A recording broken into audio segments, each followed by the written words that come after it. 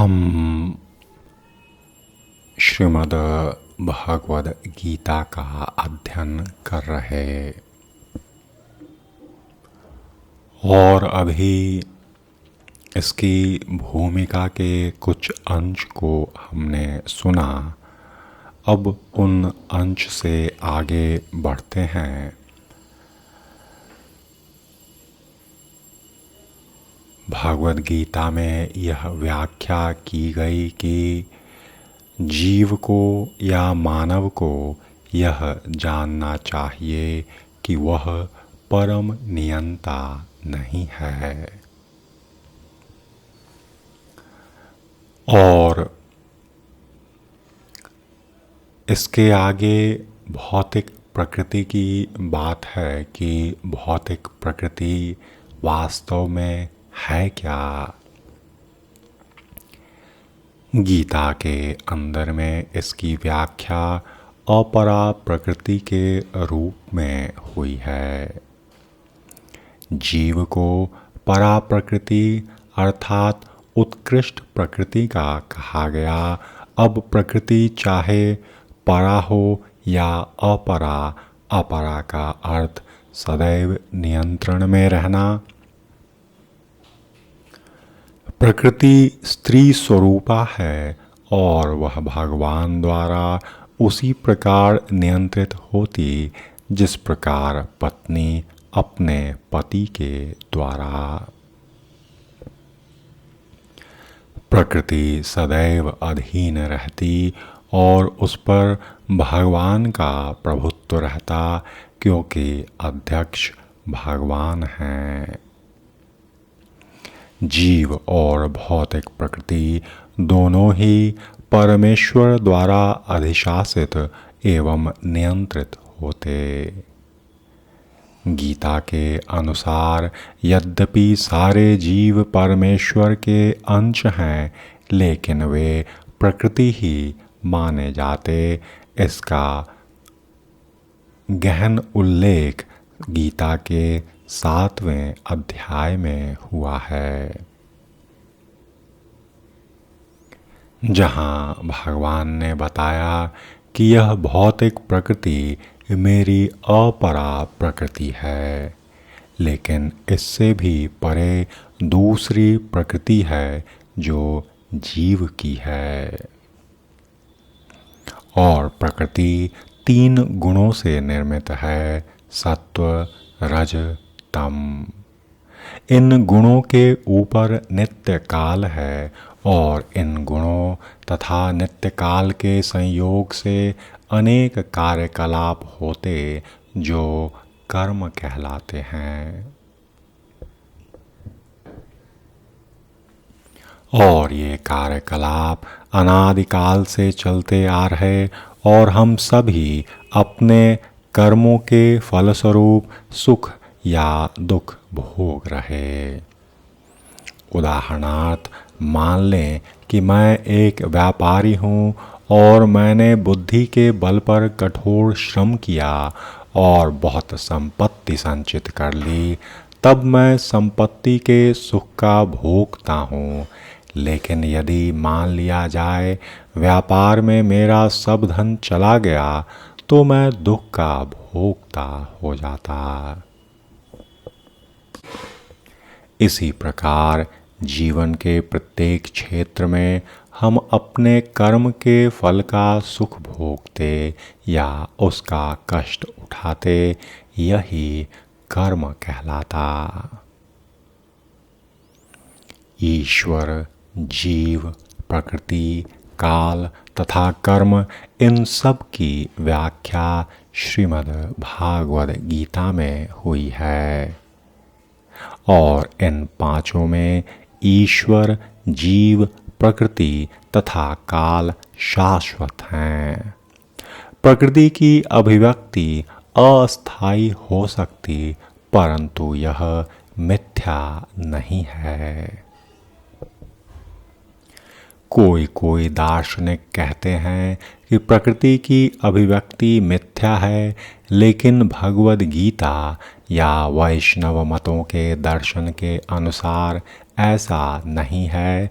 जगत की अभिव्यक्ति को मिथ्या नहीं माना जाता, इसे वास्तविक किंतु अस्थायी माना जाता। यह उस बादल के सदृश है जो आकाश में घूमता रहता, या वर्षा ऋतु के आगमन के समान है जो अन्न का पोषण करती है। जो ही वर्षा ऋतु समाप्त होती, बादल चले जाते, त्यों ही वर्षा द्वारा पोषित सारी फसल सूख जाती। इसी प्रकार यह भौतिक अभिव्यक्ति भी किसी समय में किसी स्थान पर होती, कुछ काल तक रहती ठहरती और फिर लुप्त हो जाती, और प्रकृति इस रूप में कार्यशील है। लेकिन यह चक्र निरंतर चलता रहता, इसलिए प्रकृति शाश्वत है, मिथ्या नहीं, और भगवान इस को ही मेरी प्रकृति कहते। यह भौतिक प्रकृति परमेश्वर की अपरा प्रकृति की भिन्न शक्ति है। इसी प्रकार जीव भी परमेश्वर की शक्ति है, किंतु वे अलग नहीं, अपितु भगवान से नित्य संबंध है। इस तरह भगवान, जीव, प्रकृति, काल, इन सब का आपस में संबंध है और सभी शाश्वत हैं। लेकिन कर्म शाश्वत नहीं है। हाँ, कर्म के फल अत्यंत पुरातन हो सकते। हम अनादिकाल से अपने शुभ अशुभ कर्म फलों को भोग रहे हैं, किंतु साथ ही हम अपने कर्मों के फल को बदल भी सकते, और यह परिवर्तन हमारे ज्ञान की पूर्णता पर निर्भर करता है। हम विविध प्रकार के कर्मों में व्यस्त रहते, निसंदेह हम यह नहीं जानते कि किस प्रकार के कर्म करने से हम कर्म फल से मुक्ति प्राप्त कर सकते, लेकिन गीता में इसका भी वर्णन खूब हुआ है। ईश्वर अर्थात परमेश्वर परम चेतना स्वरूप हैं। जीव भी ईश्वर का अंश होने के कारण चेतन है। जीव तथा भौतिक प्रकृति दोनों को प्रकृति बताया गया, अर्थात वे परमेश्वर की शक्ति हैं, किंतु इन दोनों में से केवल जीव चेतन है, दूसरी प्रकृति चेतन नहीं। यही भेद है, अंतर है।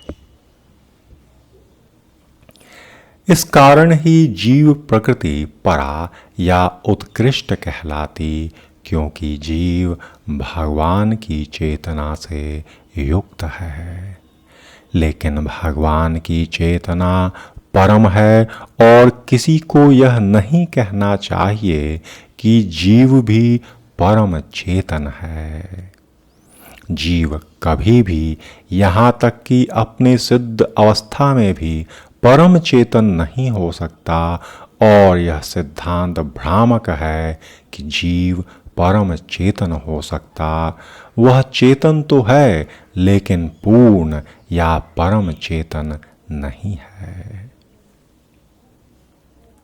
जीव और ईश्वर का अंतर भगवद गीता के 13वें अध्याय में बताया गया। ईश्वर को क्षेत्रज्ञ या चेतन कहा गया, जैसा कि जीव भी है, लेकिन जीव केवल अपने शरीर के प्रति सचेत रहता, जबकि भगवान समस्त शरीरों के प्रति सचेत रहते हैं।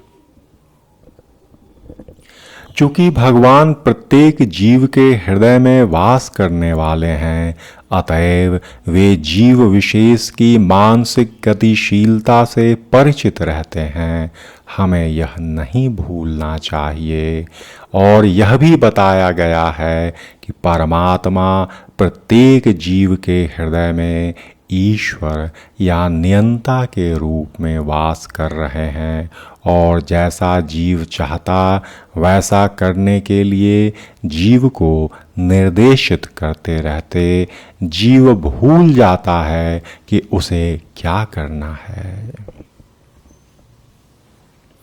पहले तो जीव किसी एक विधि से कर्म करने का संकल्प करता, लेकिन फिर वह अपने ही कर्म के पाप पुण्य में फंस जाता। वह एक शरीर को त्याग कर दूसरा शरीर ग्रहण करता, जिस तरह हम वस्त्र बदलते रहते। चूंकि इस प्रकार आत्मा देहांतरण कर जाता है, अतः उसे अपने पूर्वकृत कर्मों का फल भोगना पड़ता। ये कार्यकलाप तभी बदल सकते जब जीव सत्व गुण में स्थित हो और यह समझे कि उसे कौन कौन से कर्म करने चाहिए। यदि वह ऐसा करता है तो उसे पूर्वकृत कर्मों के सारे फल उसके बदल जाते हैं। फल रूप कर्म शाश्वत नहीं है। इसलिए यह कहा गया कि 5 तत्वों ईश्वर, जीव, प्रकृति, काल तथा कर्म, ये 4 शाश्वत हैं। कर्म पूर्ण रूपेण शाश्वत नहीं। जीव, ईश्वर, प्रकृति, काल 4 शाश्वत हैं, कर्म शाश्वत नहीं है। परम चेतन ईश्वर जीव से इस मामले में समान हैं। भगवान तथा जीव दोनों की चेतनाएं दिव्य हैं। यह चेतना पदार्थ के संयोग से उत्पन्न नहीं होती, ऐसा सोचना भ्रांति मूलक है। भगवद गीता इस सिद्धांत को स्वीकार नहीं करती कि चेतना भौतिक संयोग की किन्हीं परिस्थितियों से उत्पन्न होती। यह चेतना भौतिक परिस्थितियों के आवरण के कारण विकृत रूप से प्रतिबिंबित हो सकती, जिस प्रकार रंगीन कांच से परावर्तित प्रकाश उसी रंग का प्रतीत होता। किंतु भगवान की चेतना भौतिकता से प्रभावित नहीं होती। भगवान कहते हैं, माया दक्षेण प्रकृति ही। जब वे इस भौतिक विश्व में अवतरित होते हैं तो उनकी चेतना पर भौतिक प्रभाव नहीं पड़ता। यदि वे इस तरह प्रभावित होते तो दिव्य विधियों के संबंध में उस तरह बोलने के अधिकारी न होते, जैसा कि भागवत गीता में भगवान ने बोला बताया है। भौतिक कलमश ग्रस्त चेतना से मुक्त हुए बिना कोई दिव्य जगत के विषय में कुछ कह नहीं सकता। अतः भगवान भौतिक दृष्टि से दूषित नहीं है। भगवद गीता तो शिक्षा देती है कि हमें इस कलुषित चेतना को शुद्ध करना है। शुद्ध चेतना होने पर हमारे सारे कर्म ईश्वर की इच्छानुसार होंगे और इससे हम सुखी हो सकेंगे। परंतु इसका अर्थ यह भी नहीं है कि हमें अपने सारे कार्य बंद कर देने चाहिए, अपितु हमें अपने कर्मों को शुद्ध करना चाहिए और शुद्ध कर्म भक्ति कहलाते हैं। भक्ति में कर्म सामान्य कर्म प्रतीत होते, किंतु वे कलुषित नहीं होते। एक अज्ञानी व्यक्ति भक्त को सामान्य व्यक्ति की भांति कर्म करते देखता, किंतु ऐसा मूर्ख यह नहीं समझता कि भक्त या भगवान के कर्म अशुद्ध चेतना या पदार्थ से कलुषित नहीं होते, वे त्रिगुणातीत होते हैं। जो भी हो, हमें यह जान लेना चाहिए कि अभी हमारी चेतना कलुषित है। जब हम भौतिक दृष्टि से कलुषित होते हैं तो हम अनेकों प्रकार के भेदों में घूमते रहते, और मिथ्या चेतना का प्राकट्य इसलिए होता है कि हम अपने आप को प्रकृति का प्रतिफल उत्पाद मान बैठते, और यह मिथ्या अहंकार है। जो व्यक्ति देहात्म बुद्धि में लीन रहता, वह अपनी स्थिति स्वरूप को नहीं समझ पाता। भगवद गीता का प्रवचन देहात्म बुद्धि से मनुष्य को मुक्त करने के लिए ही हुआ था, और भगवान से यह सूचना प्राप्त करने के लिए ही अर्जुन ने अपने आप को इस अवस्था में उपस्थित किया था कि मनुष्य को देहात्म बुद्धि से मुक्त होना है, और आध्यात्मवादी के लिए प्रारंभिक कर्तव्य यही है। जो मुक्त होना चाहता, जो स्वच्छंद रहना चाहता है, उसे सर्वप्रथम यह जान लेना होगा कि वह शरीर मात्र नहीं, मुक्ति का अर्थ है भौतिक चेतना से स्वतंत्रता। श्रीमद् भागवतम में भी मुक्ति की परिभाषाएं दी गई हैं। मुक्ति का अर्थ है इस भौतिक जगत की कलुषित चेतना से मुक्त होना और शुद्ध चेतना में स्थित होना। भगवद गीता के सारे उपदेशों का मंतव्य इसी शुद्ध चेतना को जागृत करना है। इसलिए हम गीता के अंत में श्री कृष्ण को अर्जुन से यह प्रश्न करते पाते हैं कि वह विशुद्ध चेतना को प्राप्त हुआ या नहीं। शुद्ध चेतना का अर्थ है भगवान के आदेश अनुसार कर्म करना। शुद्ध चेतना का सार यही है। भगवान का अंश होने के कारण हम में चेतना पहले से ही रहती, लेकिन हम में निकृष्ट गुणों द्वारा प्रभावित होने की प्रवृत्ति पाई जाती। किंतु भगवान परमेश्वर होने के कारण कभी प्रभावित नहीं होते। परमेश्वर और क्षुद्र जीवों में यही अंतर है। यह चेतना क्या है? यह है मैं हूं। तो फिर मैं हूं क्या है? कलुषित चेतना में मैं हूं का अर्थ है कि मैं सर्वे सर्वा हूं, मैं ही भोगता हूं। यह संसार चलायमान है क्योंकि प्रत्येक जीव यही सोचता है कि वही इस भौतिक जगत का स्वामी और सृष्टा है। और भौतिक चेतना के दो मनोमय विभाग हैं। एक के अनुसार मैं ही सृष्टा हूं और दूसरे के अनुसार मैं ही भोगता हूं। लेकिन वास्तव में परमेश्वर सृष्टा और भोक्ता दोनों ही हैं, और परमेश्वर का अंश होने के कारण जीव तो सृष्टा है, जीव न तो सृष्टा है और न ही भोक्ता। वह मात्र सहयोगी है।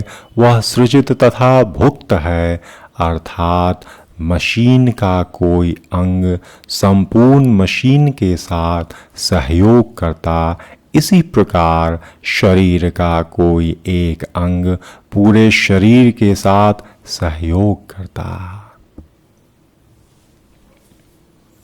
हाथ, पांव, आंखें आदि शरीर के अंग हैं, लेकिन ये वास्तविक भोक्ता नहीं। भोक्ता तो उदर है। पांव चलते हैं, हाथ भोजन देते, दांत चबाते और शरीर के सारे अंग उदर को तुष्ट करने में लगे रहते, क्योंकि उदर ही प्रधान कारक है जो शरीर रूपी संगठन का पोषण करता। अतएव सारी वस्तुएं उदर को ही जाती हैं। जड़ को सींचकर वृक्ष का पोषण किया जाता और उदर का भरण करके शरीर का पोषण किया जाता, क्योंकि यदि शरीर को स्वस्थ रखना है तो शरीर के सारे अंगों को उदर पूर्ति में सहयोग देना होगा। इसी प्रकार परमेश्वर ही भोक्ता तथा सृष्टा हैं और उनके अधीनस्थ हम उन्हें प्रसन्न रखने के निमित्त सहयोग करने के लिए मात्र हैं। और इस सहयोग से हमें लाभ पहुंचता यदि हाथ की उंगलियां यह सोचें कि वे उदर को भोजन न देकर स्वयं ग्रहण कर लें तो उन्हें निराश होना पड़ेगा। सृजन तथा भोग के केंद्र बिंदु परमेश्वर हैं और सारे जीव उन परमेश्वर के सहयोगी मात्र हैं। सहयोग के कारण ही वे भोग करते हैं।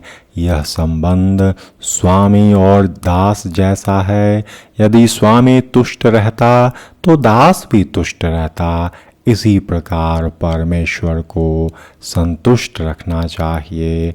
यद्यपि जीवों में भी सृष्टा बनने तथा भौतिक जगत का भोग करने की प्रवृत्ति होती, क्योंकि इस दृश्य जगत के सृष्टा परमेश्वर में भी यह प्रवृत्तियां उपस्थित हैं। अतएव भगवद गीता में हम पाएंगे कि भगवान ही पूर्ण हैं, जिनमें परम नियंत्रा, नियंत्रित जीव, दृश्य जगत, शाश्वत काल, कर्म सन्निहित है। और इन सब की व्याख्या इसके मूल पाठ में की गई।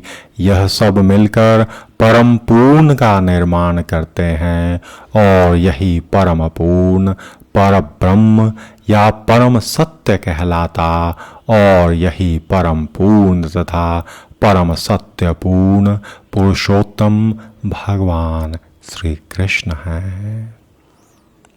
सारी अभिव्यक्तियां उनकी विभिन्न शक्तियों के फलस्वरूप हैं। वे ही मात्र पूर्ण हैं।